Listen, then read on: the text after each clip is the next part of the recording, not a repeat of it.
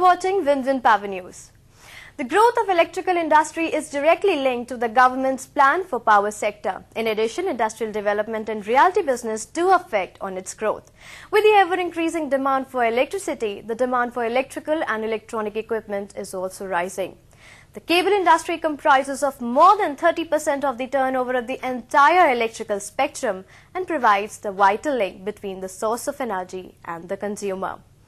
EMA Cable Division organized a day conclave for cable industry on 5th December 2009 at Mumbai. The theme of the conclave was Changing Technology and Growing India.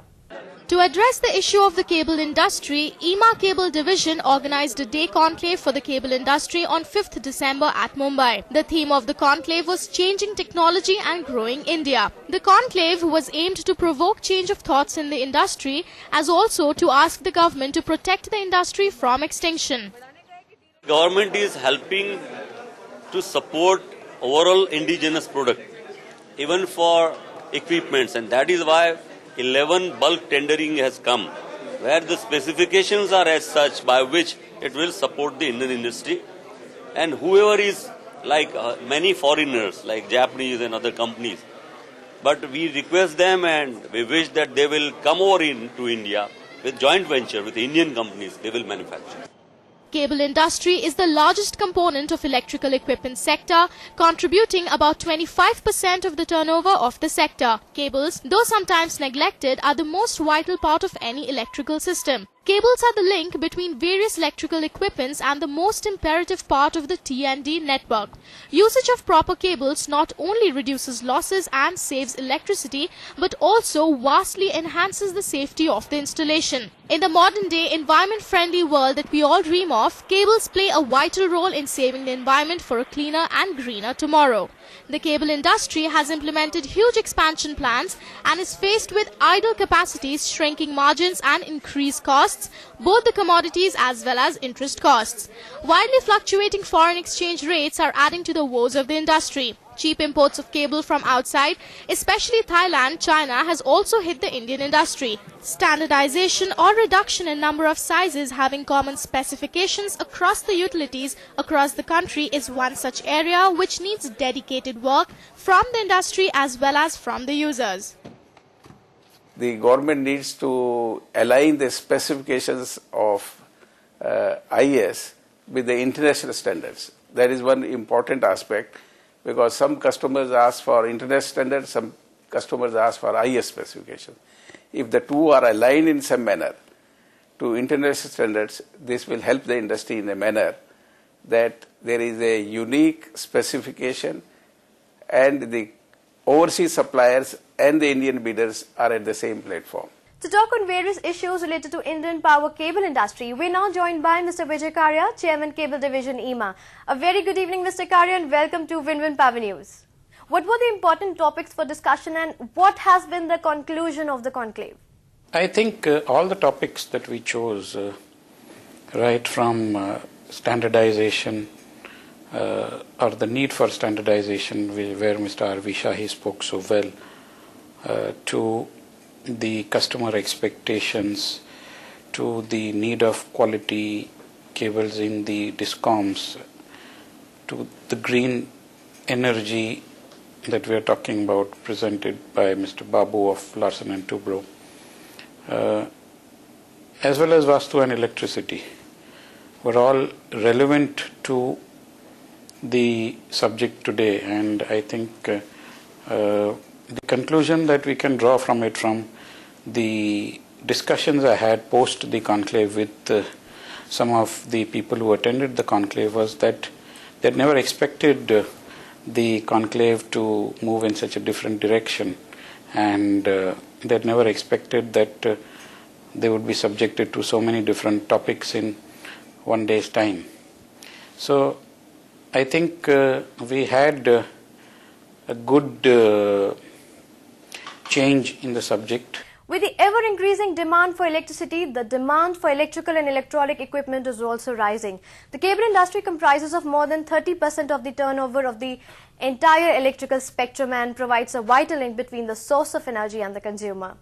What growth prospects you see for the cable industry in successive 5-year plans? Well, growth of the industry in the last couple of years has been negative because of various reasons. I think the worldwide fiscal situation, the huge drop in plan or the huge drop in the generation capacity, additional generation capacity in India. So it has impacted in the overall size of the industry, and the cable industry being the largest component of the electrical industry, it is very worrying for us that the size of the industry is shrinking. Do you see the threat of import on cable industry? The threat of imports, as Mr. Bansal presented before us, the threat of imports from various countries, especially from China and Thailand, could hit the industry even more if we don't wake up at this time. So this is a wake-up call for the entire industry.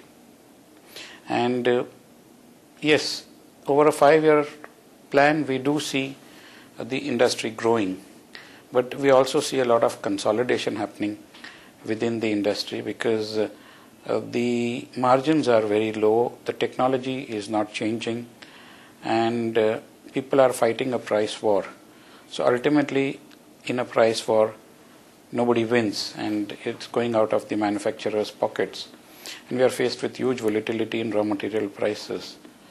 So coming 1 or 2 years, we see the industry in a little bit of a turmoil because of overcapacity. But in the long term, we do see good prospects for the industry, provided we are able to keep up to our targets for reduction in T&D losses as well as for additional generation capacity. What are the major issues and concerns of the cable industry you would like the government to address on an urgent basis? I think the major issues facing the industry are the lack of standardization. We have 4 different utilities in the same area laying 4 cables side by side, all of different specifications. So the permutations and combinations that we manufacture of cables is very huge in India, and that leads to a lot of erosion of efficiencies. And therefore, we would want standardization. We would also want a level playing field where we are not put at a disadvantage over the imported producer and the foreign countries. Mr. Karya, export benefits are offered to Chinese manufacturers by their government, whereas compound taxation is imposed on Indian manufacturers for domestic supply, which results in an unfairly competitive advantage to Chinese manufacturers in the Indian market. What do you have to say about it? I was explaining to the Honorable Minister that India is following a very different policy from China, which he also elaborated in his speech. That yes, the policies are different, but the root is that China encourages local producers. They let you come out with your capacities and then they start buying from you locally.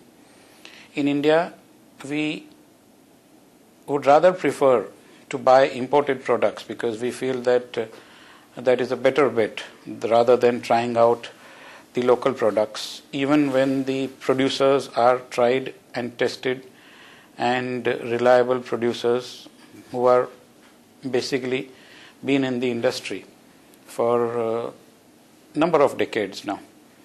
So we would definitely want that the government looks into these matters and creates a level playing field for us, improves on standardization, as also assures the industry about the utilization of their capacities, because we are on one side importing cables when local capacities are going idle.